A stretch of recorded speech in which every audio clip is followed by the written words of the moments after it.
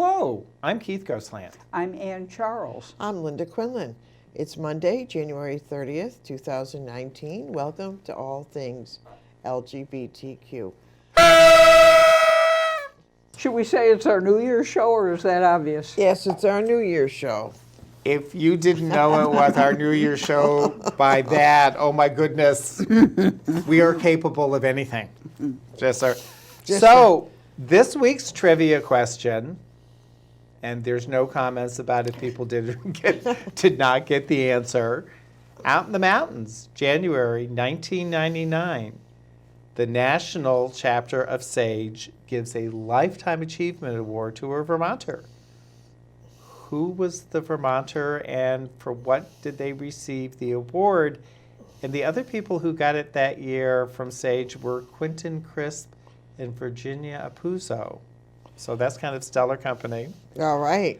They'll be back next week. The legislature, things we're going to be watching, paid family leave, minimum wage.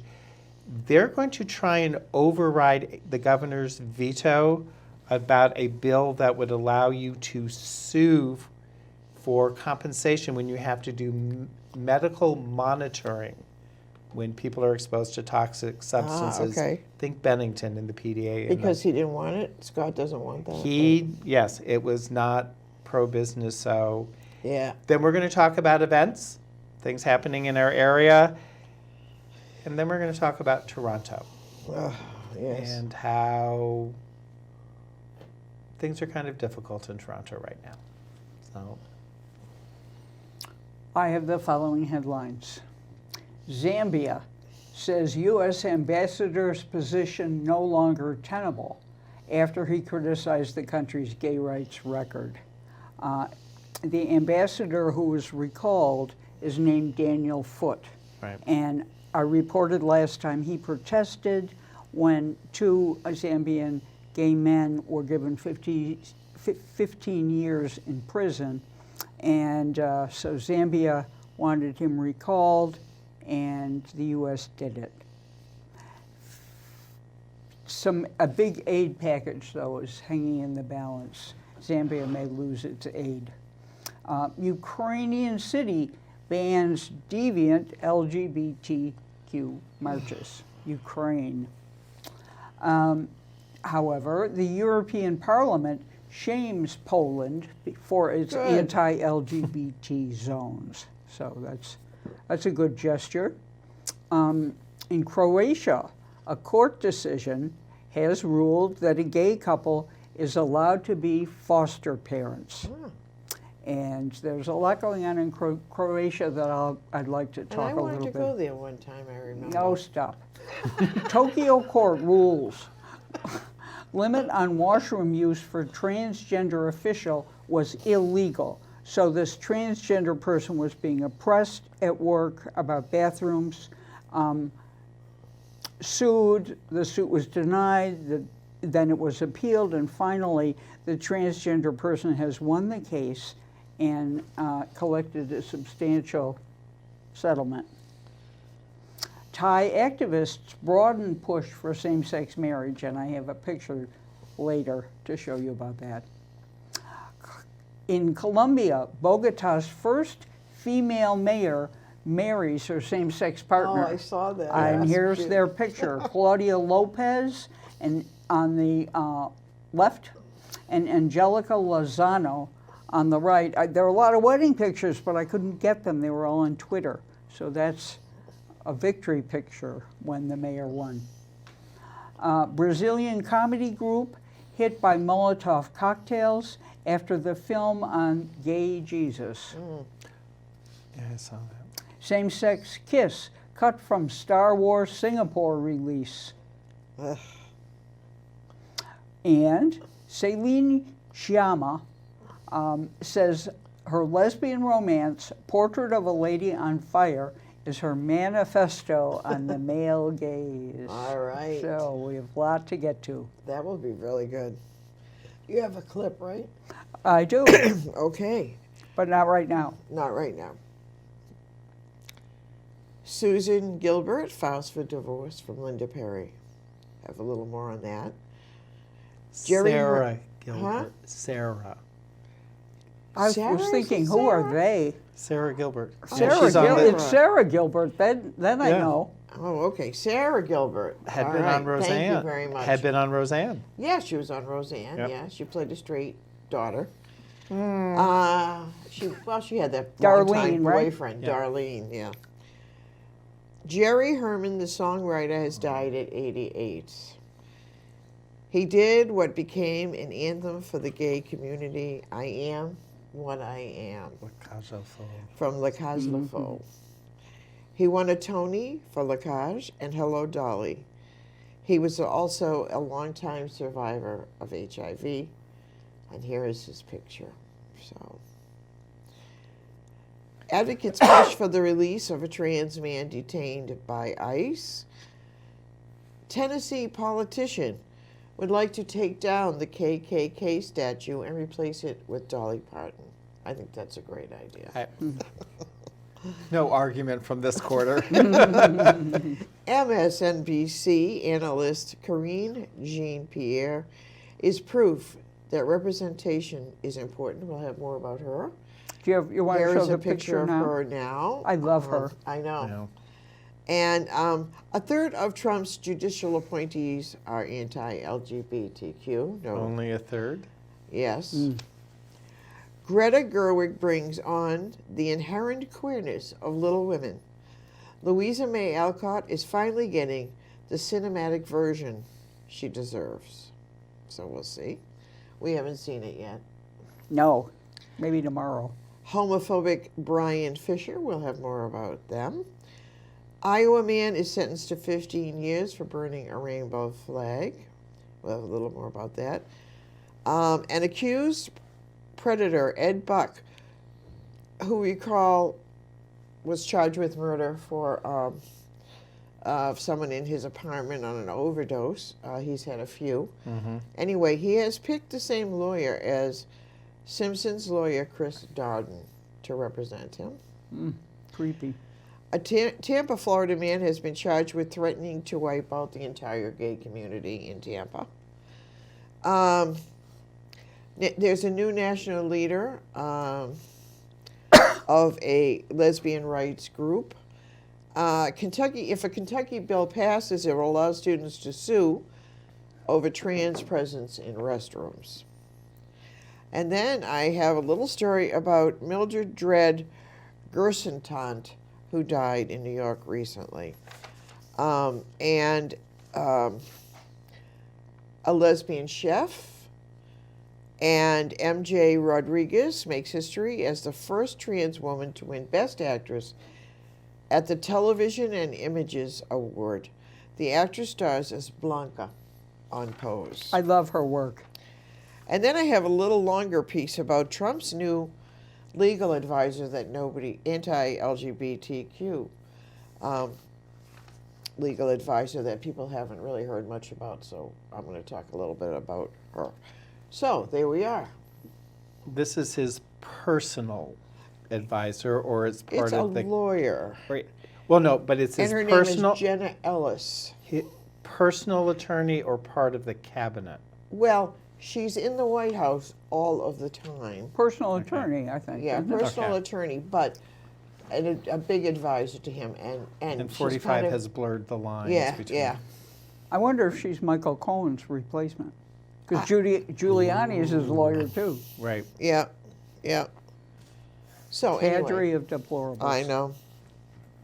So, some things to amuse and entertain you so you don't have to think about all those things. The Chandler Theater is doing their fundraiser.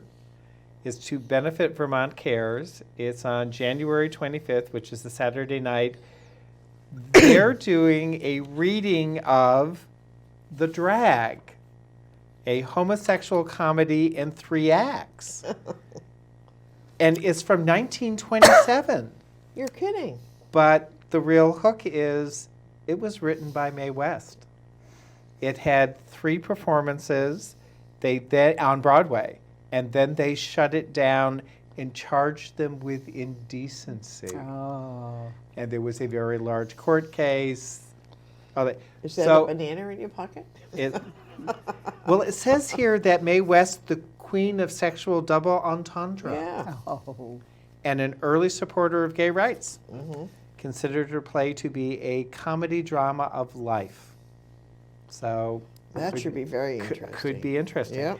The other thing that's happening, Merchants Hall in Rutland, and Zach's going to put up a poster, Twisted Disney, January 11th, which is also a Saturday night. So Mickey Mouse is coming? They're going to have a costume contest. Ah. You could go and win a prize as your best Twisted Disney. And this is the group that has been staging a drag show as a community social event once a month, so that there is an open forum and opportunity for the That'd be great. LGBTQ plus communities in Rutland to get together. And that sort of social venue genre, it's a growing theme. Queer Connect is doing it in Bennington. Brattleboro is doing it with Played Out, the Game Night, Tri-State Gay Men's monthly social group.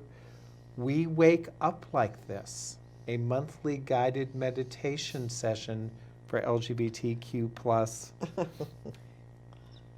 So it seems as though the comment from the town hall forums that I reported on a previous show, where people said, "Where's my community?"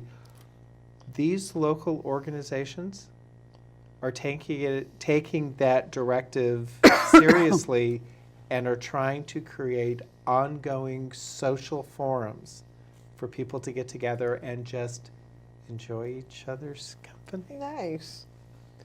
So now you're going to take me to some place where I'm not going to enjoy You were somebody's going to company. do the movie first or no? okay. Let me cut to the stories that are kind of upbeat. Although there are Because we several. want to bring in the new year right. Well, And since you don't have penguins. I know.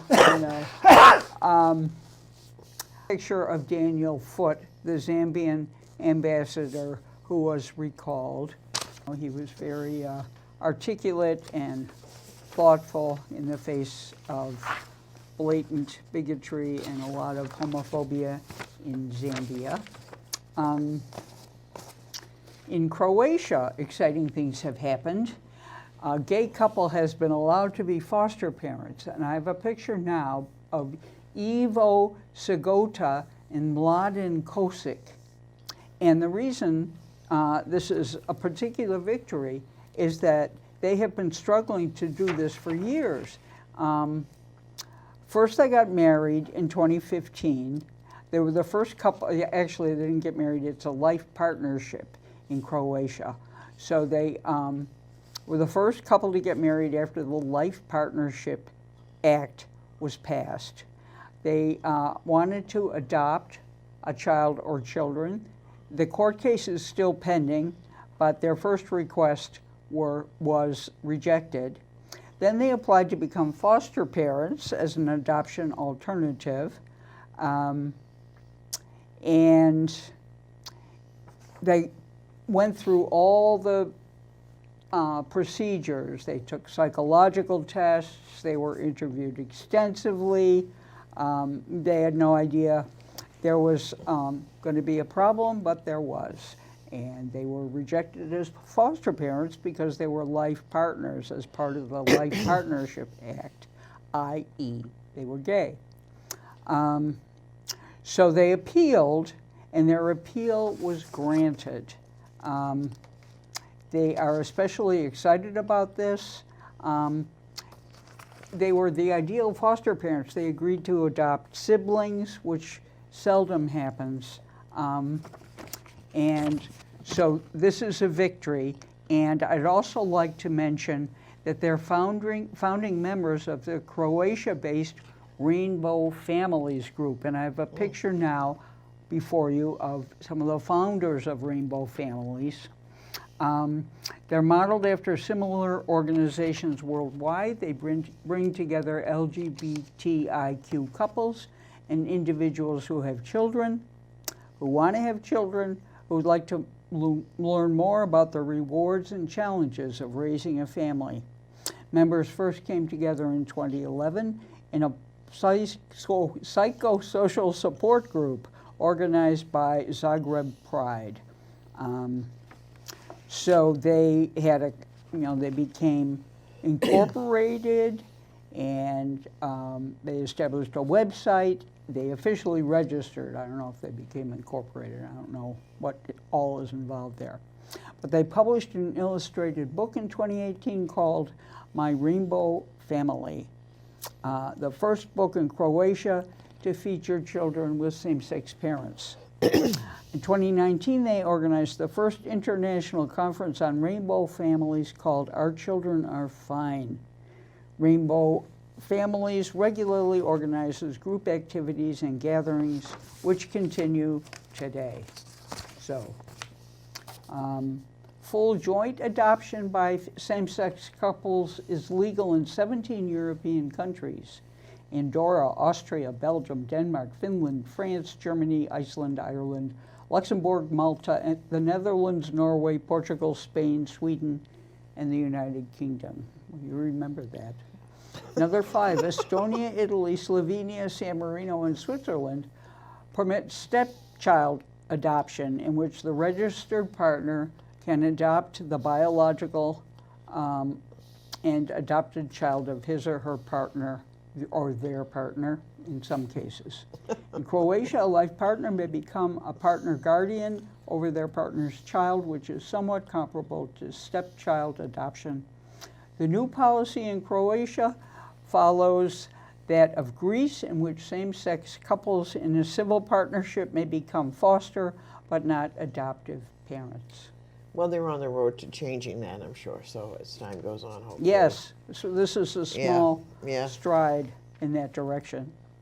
Now, this Tokyo ruling about the transgender bathroom use is another breakthrough. The court ordered the state to pay the transgender woman who was assigned male at birth but now identifies as female a total of 1.32 million yen. Ooh. That's got to be a lot. It's more than she originally asked for. This is the first ruling in Japan in favor of a plaintiff suffering discrimination in the workplace on the basis of sexual orientation or gender identity. So that's good news there. Now, Thai activists have broadened the push for same-sex marriage. They have called for an amendment to the civil and commercial code to allow people to wed regardless of gender. And what's particularly distinctive about this is after submitting the proposal, 2 men who represented an LGBT activist group hugged and kissed each other to symbolize their rights, prompting criticism from some who question whether that was appropriate at the Parliament, a hallowed institution. So let's look at this kiss. And people were up in arms. This is not the representation Where of is Parliament in Thailand. Oh. So we'll see how that develops. Yeah. Okay. That's my segment. All right. So you saw a picture of MSNBC analyst Karine Jean-Pierre about representation. She was involved with pressuring Walmart and other corporations to change their unfair wage practices. And she's quoted as saying, "No one handed me anything. I had to go out and take it. I got involved. The lesbian-born Haitian-American ads, I worked on campaigns for politicians, and I worked my way to the White House." Her advice: work hard, don't take no for an answer, and never burn bridges. She graduated from Columbia and was public affairs manager for Move On, and her political book called Moving Forward is a call to arms to act now. May I say something? Yes. I saw her talking about the book on Book TV. It was really good. And she was the person who was hosting that political event with Kamala Harris, Yes. when the guy rushed up on stage and grabbed the mic. Yes. And she's like 5 feet tall, and she was like taking him on. Kamala Harris was discreetly left the Escorted out. Yeah, That was great. it was great. She's really a person to watch, An up and coming, star. and our lesbian sister. Yes.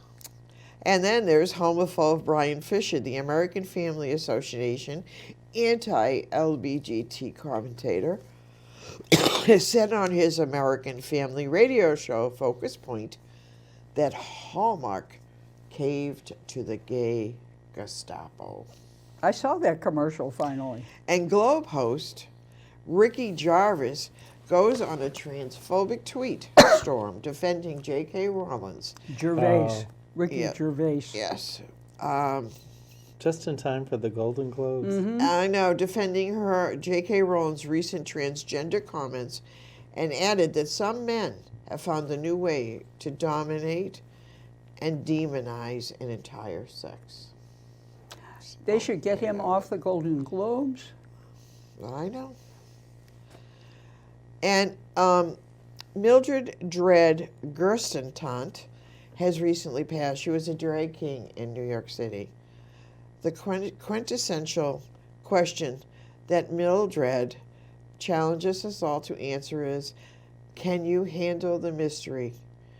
She found personal freedom from our culture imprisoning belief systems through her spirituality uplifting performances as a drag king, where she embraces the gift and range of human sexuality. Whether it's Dredd in a man's suit, tie, and beard, with her female voice, or Mildred with a white halter dress, it is a juxtaposition and exploration of masculine and feminine dynamics that has taught her to welcome everything about herself that she has trained to hate. Something that Mildred finds more disturbing is the notion of who isn't a sinner based on the moment that Eve took a bite of the apple. We are all human, she makes evident, no matter the many shades of our particular temptations. So she has a lot of information, a lot of YouTube videos of her that you can go and see on YouTube, and I suggest you do. Some of them are very, very good and very interesting. May I add something? Yeah. She was a student of my friend Carla in New York, and she has a huge New York following. Yeah. The memorial service was, a lot of people have left for the winter, but the memorial service was bursting at the seams with people. Yeah. Very sad. So I suggest that really you go on to YouTube and see some of those. And just quickly here, a lesbian chef creates gourmet meals for sex workers. One day she was having lunch with friends, a dinner with friends, and one of the women from the party had to go to work where she worked in a strip club. So the lesbian chef bagged up her dinner and sent it on with her. And it turns out that everybody at the strip club liked the food and started ordering. So she has a pretty good booming business with the sex worker trade. And we thank her for it. And we thank her for it, yes. So now Zach is going to put up a photograph for you. And this is Julie Berman from Toronto. She advocated for 30 years about violence against transgender women and helping to create a positive environment for the transgender community in Toronto. And she was killed in her apartment on December 22nd. Neighbors called the police saying there was some type of assault going on. The police arrived and took the suspect into custody, who had been visiting with her in her home. And the Toronto community is just stunned. This was a very active leader from within their community. And her memorial was overflowing as well from the communities this coming was out someone in she support. Details are vague at this point. The individual is being charged with second-degree murder, which means it was not premeditated, it wasn't planned. Usually second degree is sort of, it happens in the moment. So there's more information that's going to be forthcoming. One of Julie's friends made this comment: we do need to talk about this violence and how to respond to this violence. It's very important, and it's also something Julie would do in the same situation.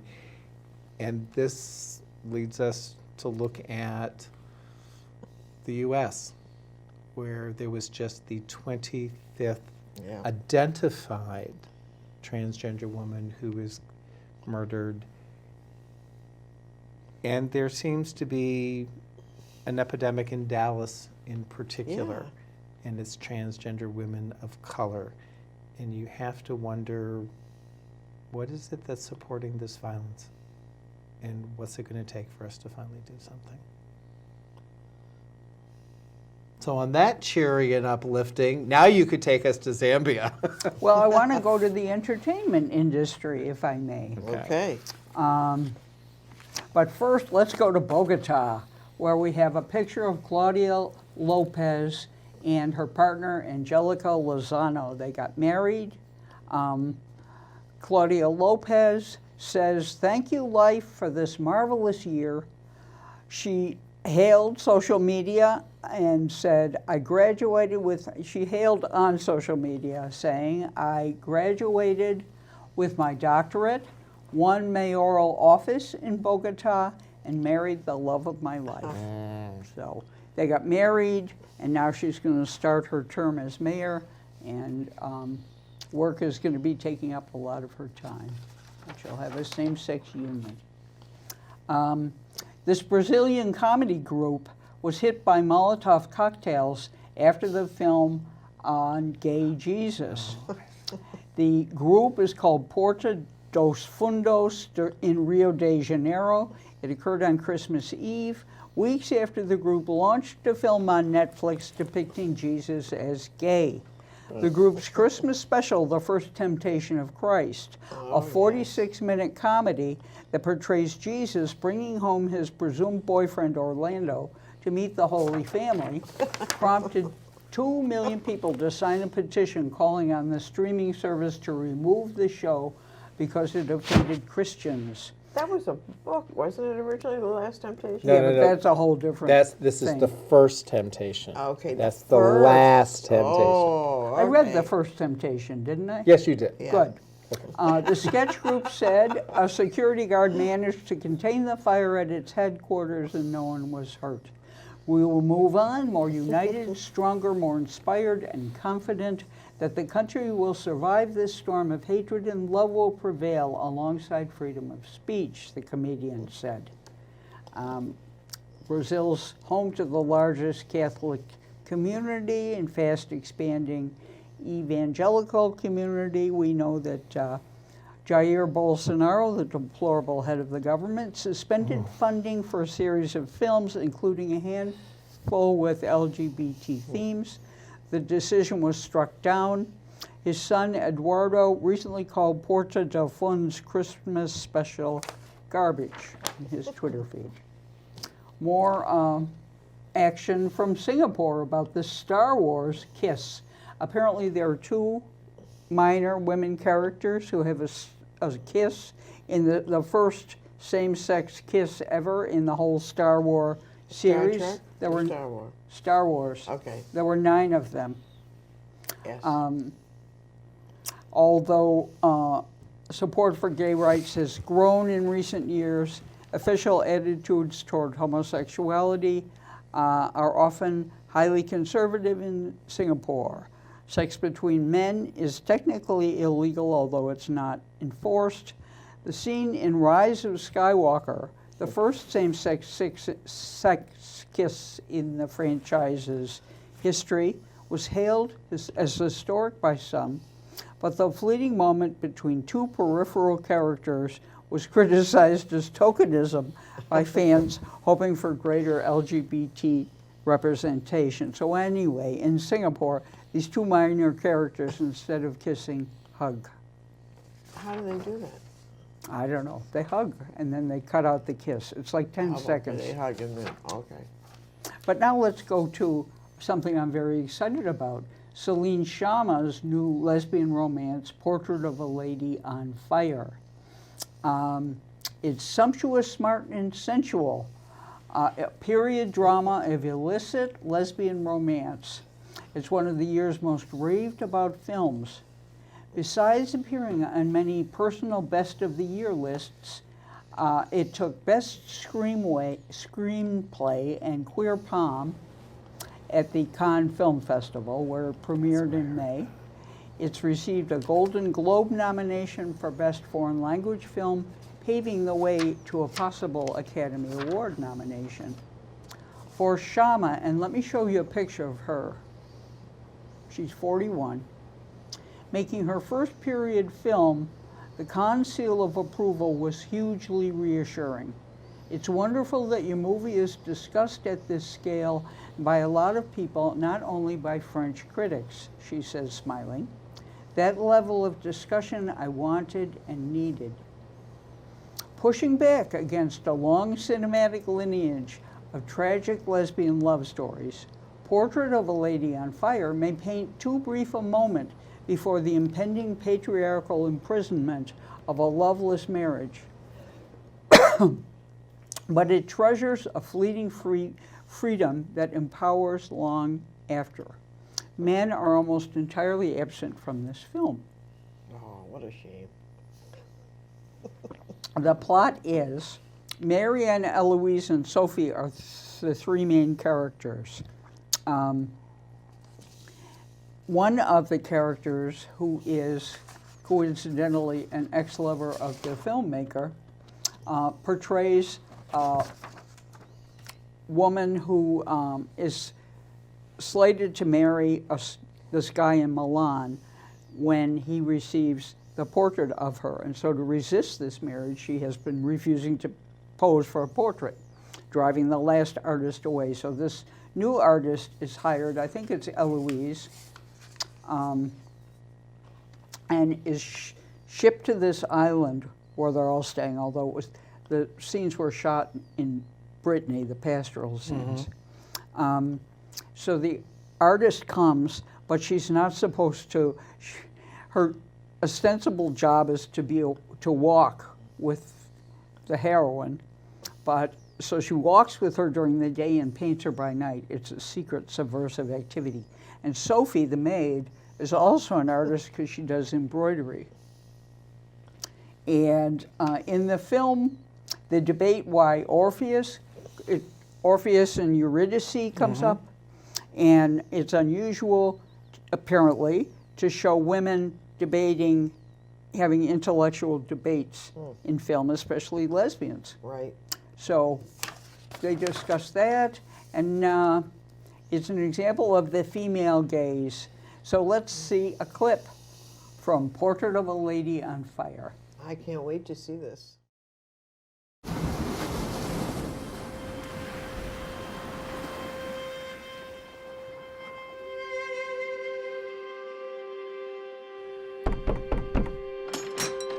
Je suis peintre. L'homme intéressé par ma fille est milanais. Nous partons là-bas si le portrait lui plaît. Il a épuisé déjà un peintre avant vous. Que s'est-il passé? Je ne sais pas.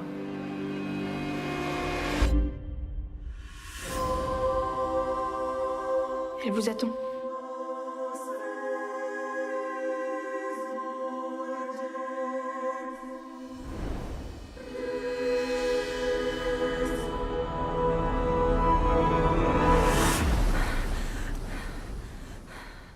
Ça fait des années que je rêve de faire ça. Mourir? Courir.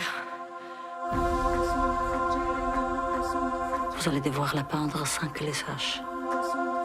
Il pense que vous êtes une compagne de promenade pour quelques jours.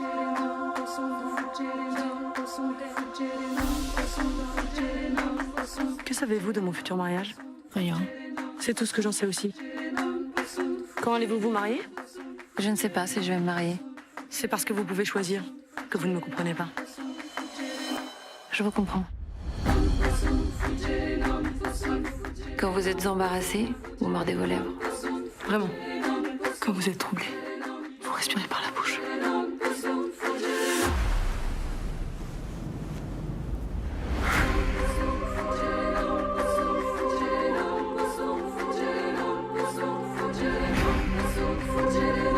Combien de temps restez-vous?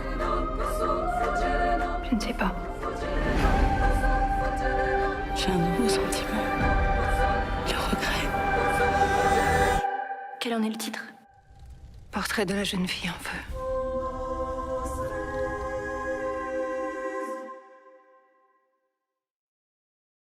It's a female narrative. All right. She's reclaiming it. No male gaze. No male gaze. It's her Call alternative. the Savoy and get it booked now. I know. No huh? kidding. And it also jettisons that old literary canard of the female muse. Females aren't muses to male artists, they're agents themselves. They can't be muses to other women. Oh, sure. But they have agency, that's the point. Yes. Okay. Well, I just wanted to let everybody know that Trump has a new legal advisor, and she is anti-LBG fox-ready bomb thrower. So as of November, Jenna Ellis has been a senior legal advisor to both the Trump campaign and the president. And she's quickly earned accolades from Trump's core group of political advocates, not just for her legal work, but for her reliability on message cable news appearances. Jenna is an accomplished legal mind and a valuable asset to the president's campaign team. Kayla Enany, the Trump campaign's national press secretary, told the Daily Beast in a brief statement she is a strong advocate for the president and provides compelling legal analysis. We are thrilled she is on our team. Ellis did not respond to multiple requests for comment on this story. Indeed, Ellis has earned an honor befitting the president's favorite aides, pundits, and public advocates. Being retweeted by the big man himself, Trump even promoted a whole anti-impeachment tweet storm of hers this month to his 68 million followers. Behind the scenes, Trump is known to seek Ellis' counsel, recently on a matter pertaining to his impeachment, which Ellis has taken to her platforms on Fox and at the Washington Examiner to deride a legal and political sham. From September to November, the West Wing promoted no fewer than 5 of Ellis's Examiner columns in official White House newsletters. Ellis, meanwhile, has made herself seen at, where else?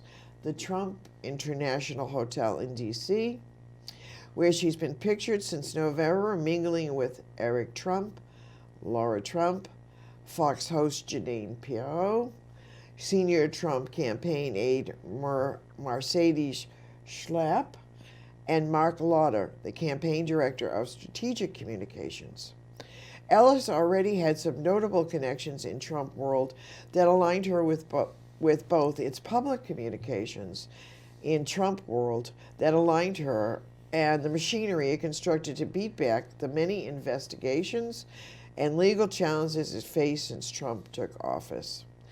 Prior to her promotion as legal advisor, she had been a member of Trump's 22 Media Advisory Board, a collection of TV and radio surrogates for the president and campaign that had been overseen by Trump campaign communications hand Mark Serrano.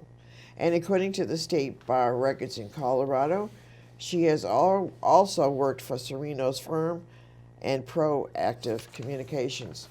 So apparently she is much more of a mover and shaker than anybody has really understood. So. And a basic conflict is an incumbent who is running for election. Their campaign staff and their administration are not supposed to have any contact with each other, and they are not supposed to coordinate activities. So, Yeah. but But they do. Okay. And now we're going to have an interview that Ann Charles did with PJ, is it Desrochers? Desrochers. Okay. And we'll see that now.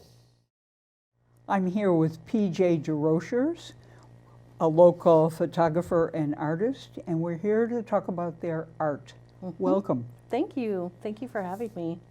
I see that a common phrase you use in your email in your work is making art out of art, everything belongs. I love that. Thank you. Is that your artistic philosophy? I would say so. I like to use lots of different images and layer them and use them in different ways. So I think that's where art out of art comes from. I'll build installations out of photographs that I printed on transparencies that I'll hang and take them outside in the forest, like up in Hubbard Park, or hang over Shady Rill, or different places like that. So I really love that combining of things and playing around with kind of how parts sort of work together. Everyday parts rather than images of grandiose settings. Yeah. I'm thinking of the ribbon. Yes. Yes. Yeah. So photograph every so that you have often I'll stumble upon some kind of a symbol or an object that I get fairly like compulsive or obsessed with. So with the ribbon work, I would take a large spool of ribbon and I had like it was a magic wand that I had it loaded on, and drop the ribbon into Winooski River, and the river would pull the ribbon down, and then I would photograph the ribbon and also take videos of it, and it just was like just such a beautiful thing. And for me, that sort of symbolized just kind of tapping into like a greater force and like being connected. And my kid would come with me to do it. I'd have friends that we would come and do it, and I would be like on the bridge by the bank, and I'd have friends walk by, and I'd be like dropping the ribbon, and we'd have like good conversation. But I loved that work, and that work actually showed at Capitol Grounds, where that show was called Water Seeks Its Own Level, and they were all different photographs from that body of work.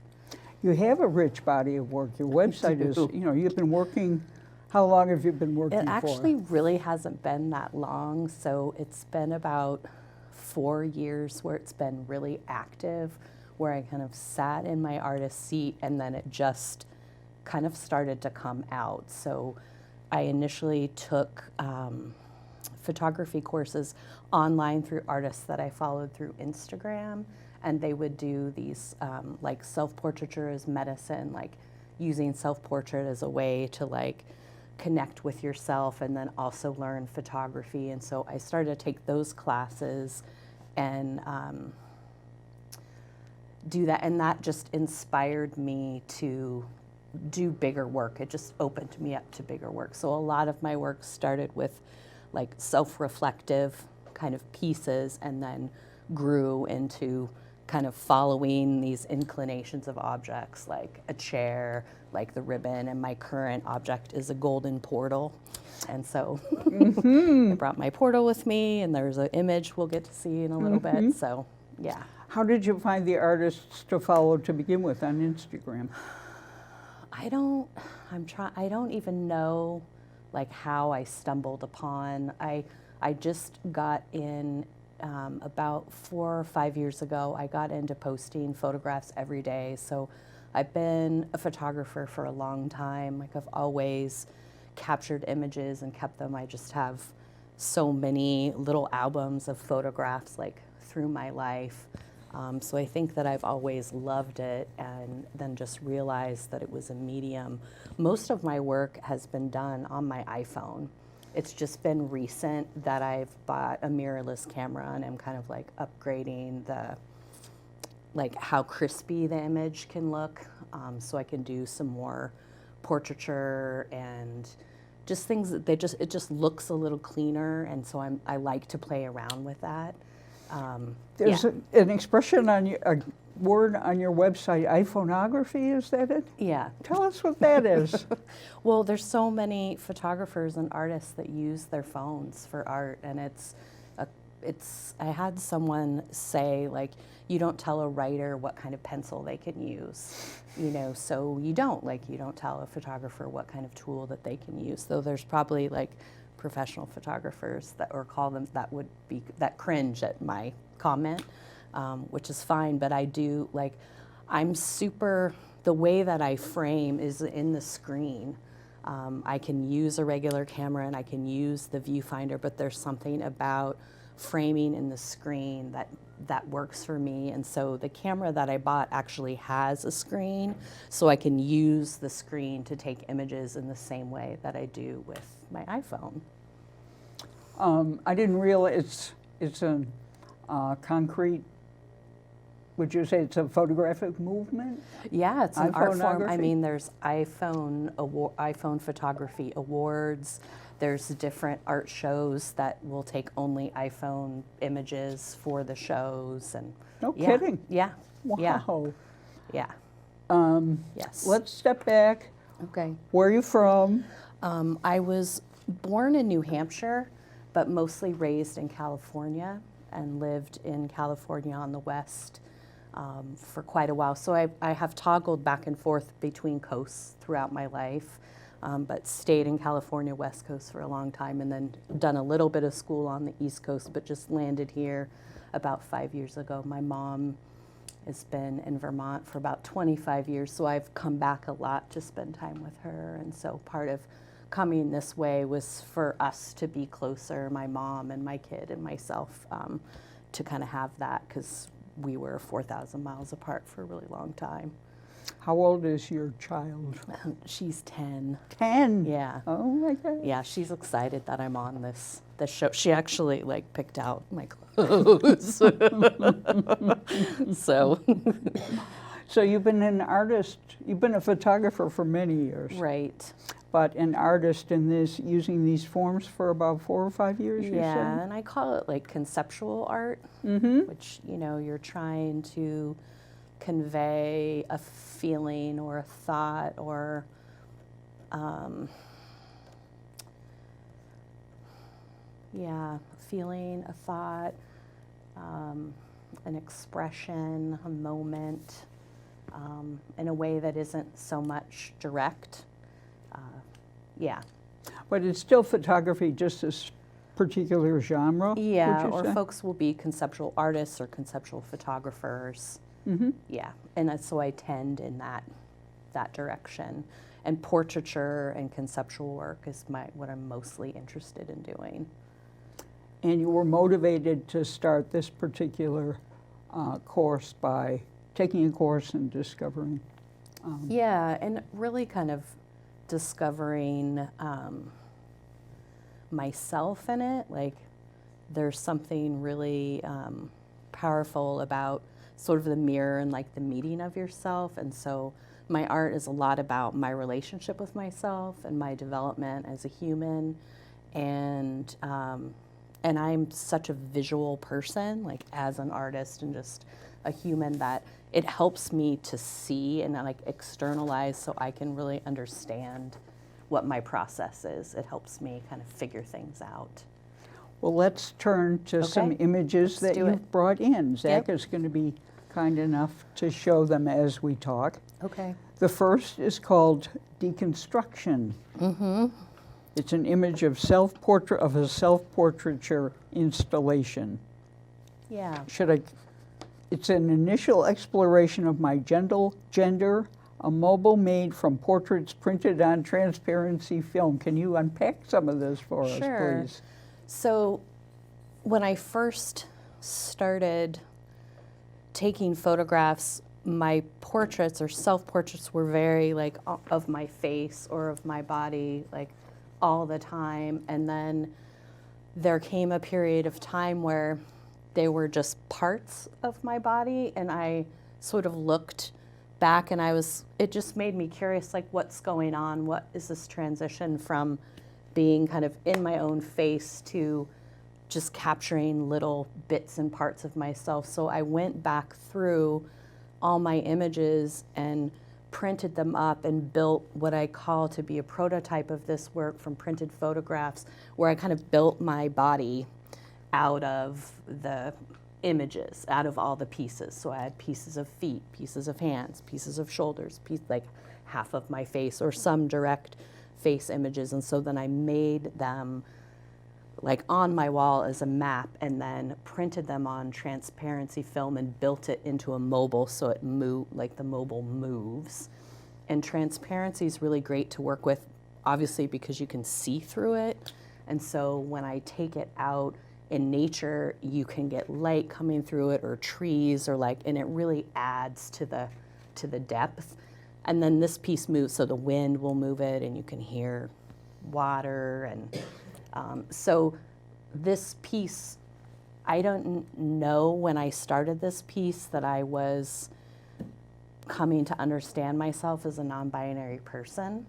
And I think part of just being only seeing pieces of myself was part of putting that together.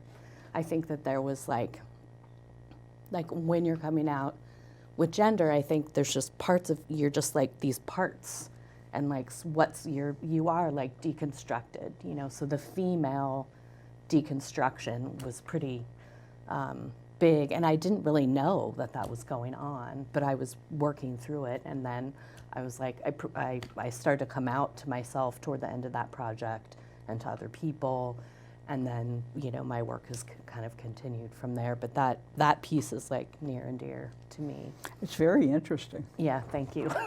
Let's go on to the next one. Welcome to Okay. My Gender, edited therapeutic self-portrait seeking to illustrate my experience of being non-binary. Tell us Right. about that, please. So this one is in a big grassy field, and I work with a gender therapist, and the therapist was describing to me how, like, some folks who are non-binary, there's sort of a bridge, and like female on one side, male on the other side, and people sort of cross back and forth, or somewhere in between, or move around. And I just had an image come to me when he shared that with me of, I'm like, I'm not on that bridge, like I'm having a picnic under the bridge in the grass.